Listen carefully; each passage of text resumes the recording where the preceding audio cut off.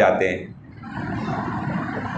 آپ صلی اللہ علیہ وسلم کے ایک صحابی ہیں، ان کا نام ہے عمران بن حسین رضی اللہ تعالیٰ عنہ. عمران بن حسین رضی اللہ تعالیٰ عنہ. حسین یہ صاد کے ساتھ ہے، سین کے ساتھ نہیں.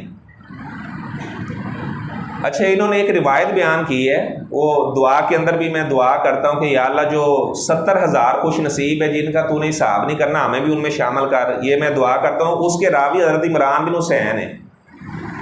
فرماتے آپ صلی اللہ علیہ وسلم نے فرمایا کہ اللہ تعالیٰ میری امت کے 70,000 لوگوں کو جنت میں بغیر حساب کے داخل کرے گا. تو یہ عمران بن حسین کہتے ہیں ہم نے کہا اللہ کے رسول صلی اللہ علیہ وسلم وہ کون سے لوگ ہیں؟ آپ نے فرمایا کہ ان کی پہلی خوبی یہ ہے لا یسترقون، جب وہ بیمار ہو جاتے ہیں تو وہ دم جھاڑ نہیں کرواتے. تو کہتے ہیں اللہ تعالیٰ شفا دے گا، بیماری اللہ کی طرف سے آئی ہے، اللہ نے شفا دینی ہے، وہ دم جھاڑ نہیں کرواتے. نمبر 2 ولا یتطیرون، وہ بدشگونی نہیں لیتے. آج یہ ہمارے گھر میں کوا بولا ہے تو آج یہ ہو جائے گا، آج بلی آئی ہے تو آج یہ ہو جائے گا. اس طرح وہ بدشگونی نہیں لیتے. وہ اپنی بیوی کو منحوس نہیں کہتے، وہ اپنے بچوں کو منحوس نہیں سمجھتے، بیٹیوں کو منحوس نہیں سمجھتے. بعض لوگ ہر چیز کے اندر بھی وہ نحوست نکال رہے ہوتے ہیں کہ فلاں بندہ تو نحوست کا مارا ہے، فلاں ایسے ہے، جبکہ ہمیں شریعت نے منع کی ہے اور کسی چیز کے اندر اللہ نے نحوست رکھی نہیں ہے. ساری چیزوں کو اللہ تعالیٰ نے برکت والا ہی بنایا ہے. نہ کسی گھر میں نحوست ہے، نہ کسی عورت میں نحوست ہے، نہ کسی بچے میں نحوست ہے. سارے کے سارے دین ہی اللہ تعالیٰ نے برکت والے بنائے ہیں. اچھا، ان کا تیسرا وصف یہ ہے ولا یکتوون، وہ آگ کے ساتھ داغتے نہیں ہیں. اصل میں حدیث سے آپ صلی اللہ علیہ وسلم نے فرمایا کہ 3 چیزوں میں اللہ تعالیٰ نے شفا رکھی ہے. نمبر 1 فی شربت اصل، شہد کے گھونٹ میں اللہ نے شفا رکھی ہے. اگر کوئی انسان شہد استعمال کرے تو اس میں اللہ نے شفا رکھی ہے، لیکن طبیب کے مشورے کے ساتھ. اور شہد کے بارے میں اللہ تعالیٰ فرماتے ہیں فیہ شفاء للناس، اس میں لوگوں کے لیے شفا ہے. اگر کوئی شوگر کا مریض ہے تو ظاہری بات ہے ڈاکٹر سے مشورہ کرے گا، پھر ڈاکٹر جیسے بتائے گا تو اسی طرح وہ شہد کا استعمال کرے. حدیث ہے من تطبب ولم یعلم منہ طب فہو ضامن. اگر کوئی آدمی وہ ڈاکٹر نہیں تھا، وہ طبیب نہیں تھا، لیکن وہ تکلف سے طبیب بنا، لوگوں کو نسخے بتانا شروع ہو گیا، اگر کسی بندے کا نقصان ہو جائے گا تو یہ ضامن ہوگا، اس سے دیت لی جائے گی. اس وجہ سے میں نے کہا کہ ڈاکٹر کے مشورے کے ساتھ یہ استعمال کرنا. اچھا، تو فرمایا کہ شہد میں اللہ تعالیٰ نے شفا رکھی. اور نمبر 2 آپ نے فرمایا فی الحجامۃ، حجامہ لگوانے میں اللہ تعالیٰ نے شفا رکھی ہے. لیکن وہ چاند کی کچھ طریقیں، اس میں وہ حجامہ لگوانا، سنگی لگوانا منع ہے. اس کے علاوہ انسان حجامہ وغیرہ کروانا چاہے، اگر اسے کوئی مرض وغیرہ ہے تو اس میں بھی اللہ تعالیٰ نے شفا رکھی ہے. انسان کی سکن کے اندر جو گندا خون جمع ہو جاتا ہے تو اسے نکال دیا جاتا ہے. اس کے پہلے زمانے کے اندر آپ صلی اللہ علیہ وسلم کے زمانے میں ایک سینگ استعمال کیا جاتا تھا. تھوڑا سا زخم لگا کر، یعنی وہ بلیڈ وغیرہ کے ساتھ وہ سینگ رکھ کر اس کو پیچھے کو وہ طبیب کھینچ لیتا. تو روزے کی حالت میں یہ حجامہ لگوانا منع ہے. آپ نے فرمایا کہ روزہ ایسے آدمی کا ٹوٹ جائے گا جو سنگی لگانے والا اور لگوانے والا ہے، دونوں کا ہی. کیونکہ اس وقت یہ سینگ سے بعض وقت یہ ہوتا ہے کہ جب وہ پیچھے کو کھینچتا سانس تو وہ جو خون ہے اس کے منہ میں بھی جانے کا اندیشہ ہے. اس وجہ سے آپ صلی اللہ علیہ وسلم نے احتیاط کے طور پر یہ بات فرمائی. اچھا، پھر یہ جو جوک ہوتی ہے اس کا بھی استعمال کیا جاتا رہے. پھر ابھی موجودہ دور کے اندر اور بھی جدید طریقہ آ گیا ہے. تو بہرحال آپ نے فرمایا کہ اس میں شفا ہے. آپ نے فرمایا کہ میں معراج کی رات گیا تو فرشتوں نے مجھے کہا کہ آپ اپنی امت کے لوگوں کو حکم دیں کہ وہ حجامہ کروائیں، سنگی لگوائیں. اور نمبر 3 آپ صلی اللہ علیہ وسلم نے فرمایا کہ آگ کے ساتھ داغنے میں شفا ہے. اگر کوئی آدمی اسے کوئی زخم وغیرہ لگ جاتا ہے تو آگ کے ساتھ اگر وہ اسے داغ دیتا ہے تو اس کا زخم فوراً صحیح ہو جاتا ہے. لیکن آپ صلی اللہ علیہ وسلم نے فرمایا انہا امتی عن القی، میں اپنی امت کو آگ کے ساتھ داغنے سے منع کرتا ہوں. آگ کے ساتھ نہیں داغا جا سکتا. اچھا، یہ جو صحابی ہیں عمران بن حسین رضی اللہ تعالیٰ عنہ، یہ بیمار ہوئے تو ایک آدمی ان کی بیمار پرسی کرنے کے لیے آیا. اس نے جب ان کی حالت دیکھی نا، ان کو بواسیر کا مرض بھی تھا.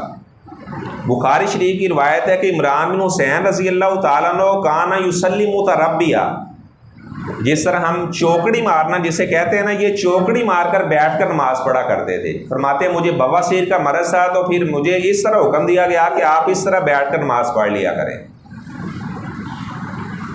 اچھا، یہ بیمار تھے بہت زیادہ، تو ایک آدمی ان کی عیادت کرنے کے لیے آیا، تو جب اس نے ان کی حالت دیکھی نا تو وہ زاروں قطع رونے لگا۔ تو عمران بن حسین اسے کہنے لگے آپ کیوں رو رہے ہو؟ ان کا آپ کی حالت دیکھی نہیں جا رہی، اس وجہ سے مجھے رونا آ گیا ہے، آپ کا کیا حشر بنا ہوا ہے آپ نے؟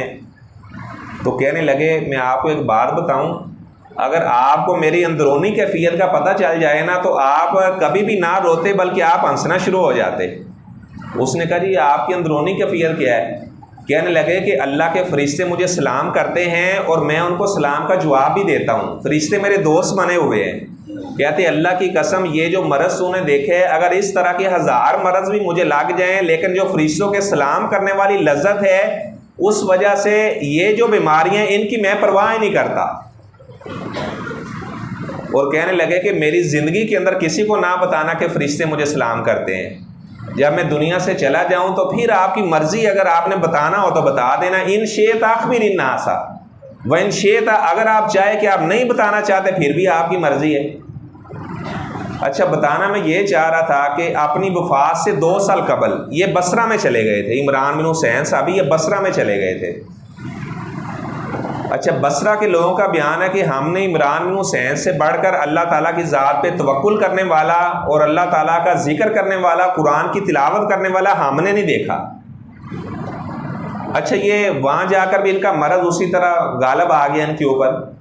تو ایک آدمی نے انہیں مشورہ دیا کہ اگر آپ نا آگ کے ساتھ داغ لگوا لینا تو آپ ٹھیک ہو جائیں گے۔ انہوں نے کہا نہیں، اس حدیث کو بیان کرنے والا بھی میں ہی ہوں، اگر میں ہی اس کے الٹ کام شروع کر دوں تو یہ مجھے زیب ہی نہیں دیتا، تو میں اس طرح آگ کے ساتھ میں نہیں داغ لگواؤں گا۔ اس نے کہا آپ ٹھیک ہو جائیں گے۔ اس نے بڑا اصرار کیا تو خیر انہوں نے آگ کے ساتھ نا اپنے پیٹ پر داغ لگوا لیے۔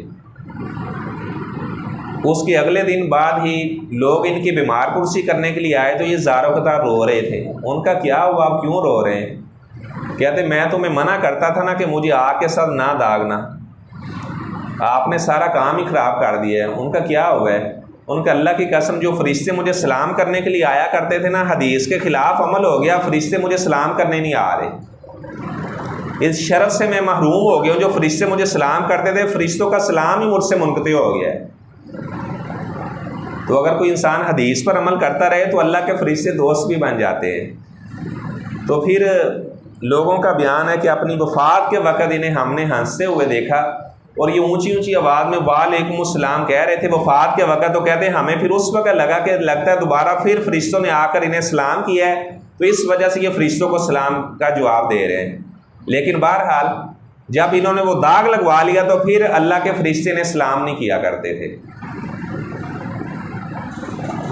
تو اللہ تعالیٰ، میں بتا رہا تھا کہ قرآن مجید کی کثرت سے تلاوت کرنا، یہ عمران بن حسین رضی اللہ تعالیٰ عنہ کا بھی یہ وصف تھا کہ کثرت سے یہ قرآن مجید کی تلاوت کیا کرتے تھے۔ اور جو انسان قرآن مجید کی تلاوت کرتا ہے، قرآن مجید کی باتیں سنتا ہے، تو اس کی بھی بہت زیادہ فضیلت ہے۔ آپ صلی اللہ علیہ وسلم نے فرمایا کہ جو اللہ کے فرشتے ہیں وہ اس مجلس کے انتظار میں رہتے ہیں کہ کہاں پر قرآن مجید پڑھا جائے، سنا جائے تو ہم بھی جا کر اس مجلس میں بیٹھیں۔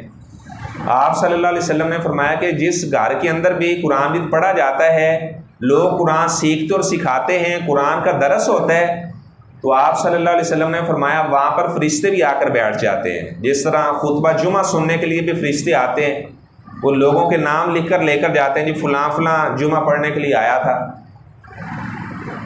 تو جب وہ قرآن مجید کی مجلس ختم ہوتی ہے تو وہ اللہ تعالیٰ کے پاس جاتے ہیں اور کہتے ہیں کہ یا اللہ فلاں مجلس میں گئے تھے تو ادھر لوگ قرآن مجید سن رہے تھے، قرآن مجید کی باتیں ہو رہی تھی، درس سن رہے تھے، قرآن مجید کے احکامات کو سیکھ رہے تھے۔